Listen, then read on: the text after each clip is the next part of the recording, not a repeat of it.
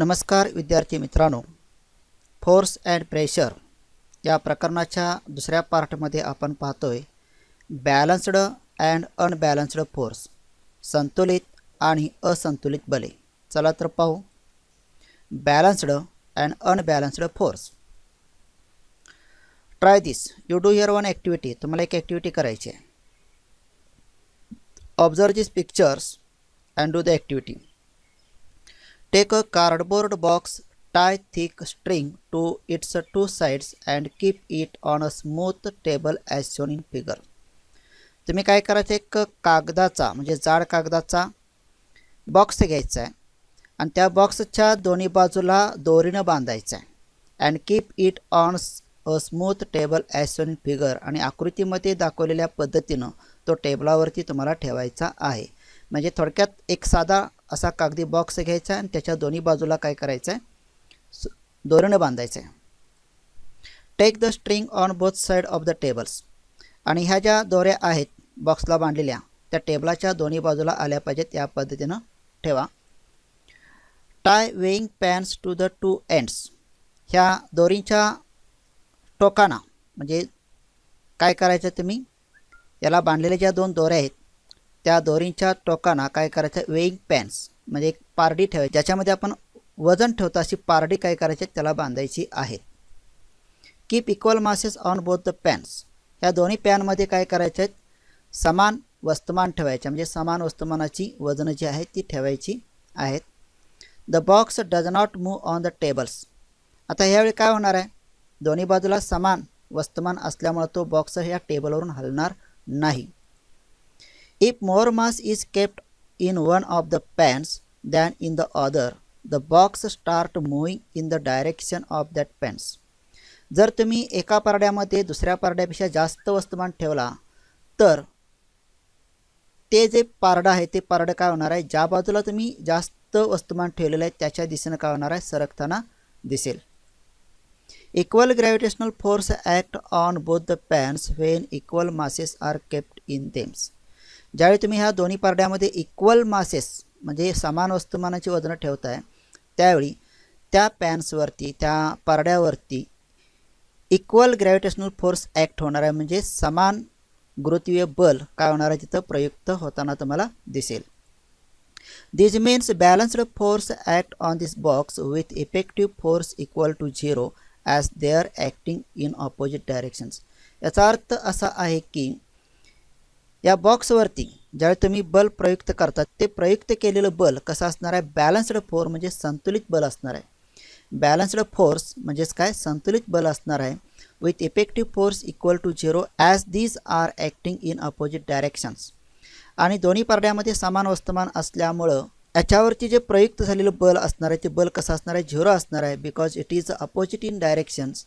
ते जरी समान असलं तर त्यांची दिशा कशी असणार आहे, अपोजिट म्हणजे विरुद्ध दिशा असणार आहे. म्हणजे थोडक्यात काय, दोन्ही पारड्यामध्ये समान वस्तुमानाची वजनं ठेवल्यामुळं या बॉक्सवरती परस्पर विरुद्ध दिशेनं बल कार्यरत होतं आणि ते बल कसं असणार आहे, 0 असं असणार आहे. अधिक माहितीसाठी आपण दुकानातला जो तराजू आहे त्या तराजूचं चित्र इथं काढलेलं आहे. हे चित्र, या चित्रावरून तुम्हाला पुढचा घटक लक्षात येईल. पहा, on the contrary, if more mass is kept in one pan than in the other, the box start moving in the direction of the pan with more mass. याच्या उलट जर विचार केला तर एका पारड्यामध्ये तुम्ही काय करणार आहात, दुसऱ्यापेक्षा जास्त वजन ठेवणार आहात, जास्त वस्तुमान ठेवणार आहात आणि जास्त वस्तुमान ठेवल्यामुळं जो बॉक्स आहे टेबलावरचा तो काय करतो, एका दिशेनं सरकताना दिसतो. म्हणजे ज्या बाजूला मोर मास म्हणजे अधिक मास आहे, वस्तुमान आहे, त्या दिशेनं तो बॉक्स तुम्हाला सरकताना दिसेल. म्हणजे थोडक्यात काय, दोन्ही पारड्यामध्ये समान वस्तुमान असताना आपण बॅलन्स्ड फोर्स बघितलं, पण आता काय करतोय आपण, ह्या एका पारड्यामध्ये वेट आहे तसंच ठेवलं आणि दुसऱ्या पारड्यामधलं वेट काय केलं, वाढवलं. म्हणजे वस्तुमान इथं वाढवलं आणि वस्तुमान वाढवल्यामुळे काय होणार आहे, हा जो बॉक्स आहे तो बॉक्स हळूहळू काय होणार, सरकताना तुम्हाला दिसेल. म्हणजे दुकानात गेल्यानंतर जसा तराजू तुम्हाला दिसतो, एका पारड्यामध्ये वजन आहे आणि एका पारड्यामध्ये पदार्थ आहे, तर वजन करत असताना अशी रचना तुम्हाला दिसते. म्हणजे याचा अर्थ काय, एकतर वजन कमी असणार आहे किंवा त्यात घातलेला पदार्थ जास्त असणार आहे, हे तुमच्या लक्षात येईल. When unequal forces are applied to the box on the two sides, an unbalanced force acts on the box resulting in imparting motion to the box. When unequal force are applied to the box, ज्यावेळी ह्या बॉक्सवरती unequal force apply होतो म्हणजे असमान बल प्रयुक्त होतं त्यावेळी काय होतं, an unbalanced force act on the box, त्या बॉक्सवरती असंतुलित बल निर्माण होतं. अनबॅलन्स्ड फोर्स म्हणजे काय, असंतुलित बल इथं निर्माण होताना तुम्हाला दिसेल. Resulting in imparting motion to the box, परिणामी तो बॉक्स तुम्हाला वजनाच्या दिशेनं म्हणजे ज्या बाजूला वजन जास्त आहे त्या दिशेनं गतिमान होताना दिसेल. So in this way we see here so what is mean balanced force and unbalanced force. We share some more examples. Look here first. Children playing tug of war pull the rope in their respective directions. रस्सी खेच हा खेळ तुम्हाला माहिती आहे. बरीच लोक हा रस्सी खेचचा खेळ खेळतात. या गेममध्ये काय होतं तर पहा, या गेममध्ये एक दोरी असते आणि दोरीच्या दोन्ही बाजूला लोक असतात किंवा मुलं असतात. आता या पहिल्या पिक्चरचा विचार केला तर या पहिल्या पिक्चरमध्ये रस्सीच्या दोन्ही बाजूला काय आहेत, समान व्यक्ती आहेत. म्हणजे फोर्स जे अप्लाय केले ते कसं आहे, समान आहे. That means if the pull of the force is equal on the two sides, म्हणजे दोन्ही बाजूला लावलेलं जे बल आहे ते बल जर इक्वल असेल, the rope does not move, तर त्यावेळी तो दोरखंड काय होणार आहे, एका ठिकाणाहून हलणार नाही, म्हणजे आहे त्या ठिकाणी स्थिर राहील. थोडक्यात काय, रस्सीच्या दोन्ही बाजूला असणारे लोक समान आहेत, त्यांनी लावलेलं बल समान आहे, तर त्यावेळी ती रस्सी हलणार नाही, रस्सी आहे तशीच राहील. In second pictures, you observe here, one side there are 4 persons and second side there are 3 persons. That means here unequal force. So look here, if the force is more on one side, the rope moves in that directions. त्या पिक्चरवरून असं लक्षात येईल की एका बाजूला म्हणजे रस्सीच्या एका बाजूला लावलेलं बल कसं आहे, जास्त आहे. फोर्स इज मोर म्हणजे एका बाजूला असणार फोर्स कसा आहे, मोर आहे. The rope moves in that direction, म्हणूनच तो रोप जो आहे तो दोरखंड आहे तो जास्त बलाच्या दिशेने काय होतो, सरकताना तुम्हाला दिसेल. This means that initially the two forces are balanced. याचा अर्थ असा आहे की सुरुवातीच्या पिक्चरमध्ये तुम्हाला जे पाहायला मिळतं ते काय दिसतं, बॅलन्स्ड फोर्स मिळतं. Because there are on both side equal forces. The rope moves in the direction of higher force when the forces become unbalanced. दुसऱ्या पिक्चरचा विचार केला तर दुसऱ्या पिक्चरमध्ये कसं आहे, फोर्स अनइक्वल आहे. दॅट मीन्स बॅलन्स नाही आहे, म्हणजे अनबॅलन्स्ड आहे, म्हणजे फोर्सेस बिकम अनबॅलन्स्ड. इथं जे फोर्स तयार झालेलं आहे ते कसं असणार आहे, अनबॅलन्स्ड फोर्स म्हणजे असंतुलित बल आहे.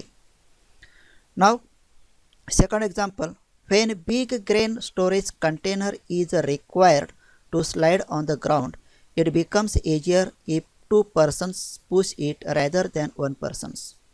When big grain storage container, धान्य भरून ठेवलेला एक मोठा डबा आहे आणि तो काय करायचा आहे, स्लाइड करायचा आहे, म्हणजे जमिनीवरून सरकवत न्यायचा आहे. आता सरकवत असताना it becomes easier if 2 persons push it rather than 1 person. तो जो कंटेनर आहे तो एका व्यक्तीनं सरकवत नेला तर त्याला थोडासा त्रास होणार, पण त्याच्याऐवजी 2 व्यक्तींनी एकाच वेळी जर बल प्रयुक्त केलं आणि एकाच दिशेनं जर बल प्रयुक्त केलं तर तो कंटेनर एकाच दिशेनं सरकवत नेण्यास सोपं जाणार आहे, म्हणजे एजी जाणार आहे. When the force is applied by both in the same direction, म्हणजे दोघांच्याकडून लावलेलं बल एकाच दिशेनं असेल, द मुवमेंट इज एजी, तर कंटेनर जो आहे तो सरकवण्यास तुम्हाला काय होणार आहे, सोपं जाणार आहे. फ्रॉम दिस 3 एक्झाम्पल्स, म्हणजे आतापर्यंत तुम्ही जे काही 3 एक्झाम्पल पाहिला त्याच्यावरून what do we understand from this examples, ह्या सर्व उदाहरणाच्यावरून आपल्याला काय समजतं तर पहा. First we see here, if several forces are applied on an object in the same direction, a force equal to their addition act on that object.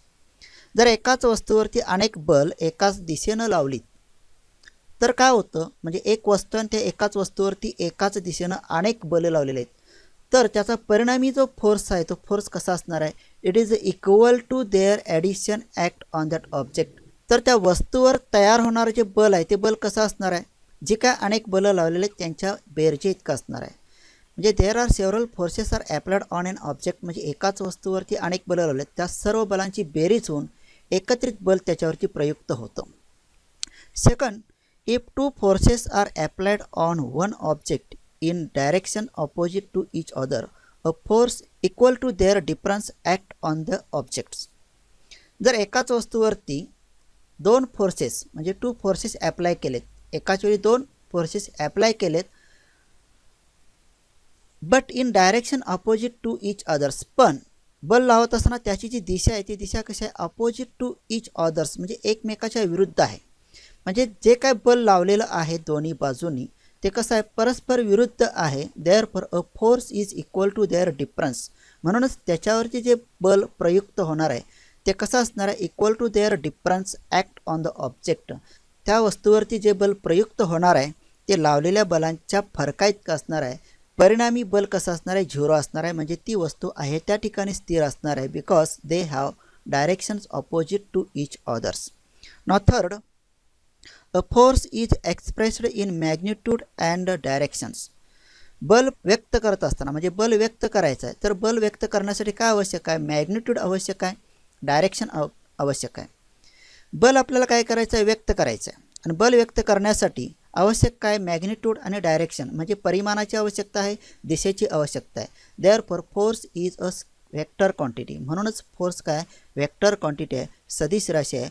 म्हणजे बल ही राशी व्यक्त करण्यासाठी परिमाणाची गरज आहे, दिशेची गरज आहे, म्हणून ती सदिश राशी आहे. नाव when a force is applied on a stationary object it moves, its speed and direction change. ज्यावेळी स्थिर वस्तूवरती आपण बल लावतो त्यावेळी ती काय होते, गतिमान होते. आणि त्याचबरोबर स्पीड आणि डायरेक्शन त्याची गती आणि दिशा दोन्ही काय होतात, चेंज होतात. Similarly a force is required to stop an object in motions. त्याच पद्धतीनं गतिमान वस्तूला जर थांबवायचं असेल तर बलाची आवश्यकता असते. थोडक्यात स्थिर वस्तूला गतिमान करण्यासाठी आणि गतिमान वस्तूला स्थिर करण्यासाठी बलाची आवश्यकता असते, हे इथं आपल्या लक्षात येतं. आणि बल लावत असताना त्यांची गती आणि दिशा दोन्ही काय होतात, चेंज होतात. An object can change its shape due to force. आणि बल लावल्यामुळं ज्या वस्तूवरती आपण बल लावणार आहे ते बल लावल्यामुळं त्या वस्तूचा आकार, त्याचा शेप काय होतो, बदलतो, चेंज होतो. त्याचीच काही एक्झाम्पल आपण इथं पाहतोय. Example 1, while kneading a dough made from flour, the dough changes its shape when a force is applied. तुम्हाला कणिक माहिती आहे, म्हणजे घरामध्ये भाकरी चपाती केली जाते त्याच्यासाठी कणिक मळली जाते आणि कणिक मळताना त्याच्यावरती बल ॲप्लाय केलं जातं, बल प्रयुक्त केलं जातं आणि त्याचवेळी त्याचा आकार काय होतो, चेंज होताना आपल्याला दिसतो. म्हणजे कणकेवरती बल लावले की त्याचा आकार चेंज होतो. Second, a potter applies a force in a specific direction while shaping the pot. Potter कुंभार, सर्वांना माहिती आहे कुंभार काय करतात, मातीपासून मडकी तयार करतात, मातीपासून अनेक वस्तू तयार करतात. पण मातीपासून वस्तू तयार करत असताना ते काय करतात, apply a force in a specific direction, एका विशिष्ट दिशेनं काय करतात, त्याच्यावरती बल लावतात जेणेकरून त्याला हवा तसा आकार प्राप्त होईल. म्हणजे मातीचा गोळा घेतला, त्याला आकार द्यायचा आहे, आकार देण्यासाठी त्याला विशिष्ट पद्धतीनं जर फोर्स ॲप्लाय केलं, बल लावलं तर त्याला व्यवस्थित आकार येतो, हे आपल्याला माहिती आहे. Third example, rubber when stretched expand. Rubber माहिती आहे सर्वांना, रबर काय करतो आपण, ताणवतो. म्हणजे हातात धरून आपण काय करतो, त्याला ताण देतो. ताण दिल्यानंतर काय होते, ती एक्सपांड होते, म्हणजे त्याचा आकार बदलतो. Now from all this what we see, look here, if more than one force are acting on a body. या सर्वांच्यावरून आपल्याला असं लक्षात येतं की if more than one force are acting on a body, एखाद्या वस्तूवरती एकापेक्षा जास्त बल प्रयुक्त केलेत, then the effect on the body is due to the net force. त्यावेळी त्या वस्तूवरती होणारा जो परिणाम आहे, इफेक्ट ऑन द बॉडी, त्या वस्तूवरती होणारा जो परिणाम आहे तो परिणाम कशामुळे, due to the net body. केवळ जे काय बल प्रयुक्त झालेलं आहे त्या प्रयुक्त बलाचा परिणाम त्या वस्तूवरती झालेला तुम्हाला इथं दिसतो. म्हणजे थोडक्यात आपण आतापर्यंत जे काय पाहिलं त्याच्यावरून एक कन्क्लुजन आपण असं काढू शकतो की एखाद्या वस्तूवरती अनेक बल जरी तुम्ही लावला, मोर दॅन वन्स, एकापेक्षा जास्त जरी बल लावला आणि बल लावून त्या वस्तूवरती जो काही परिणाम दिसतो तो परिणाम म्हणजे काय, निव्वळ प्रयुक्त झालेल्या बलाचा परिणाम असतो. म्हणजे ती बेरीज असेल, वजाबाकी असेल, म्हणजे बलांची बेरीज असेल किंवा बलांची वजाबाकी असेल, तर हा निव्वळ प्रयुक्त झालेला बलाचा परिणाम असेल, हे आपल्या इथं लक्षात येतं. So as like we see in this video, what is mean balanced force and unbalanced force. Now we stop here. We share next point in next video. आता आपण इथंच थांबतोय. पुन्हा भेटतोय पुढच्या व्हिडिओमध्ये.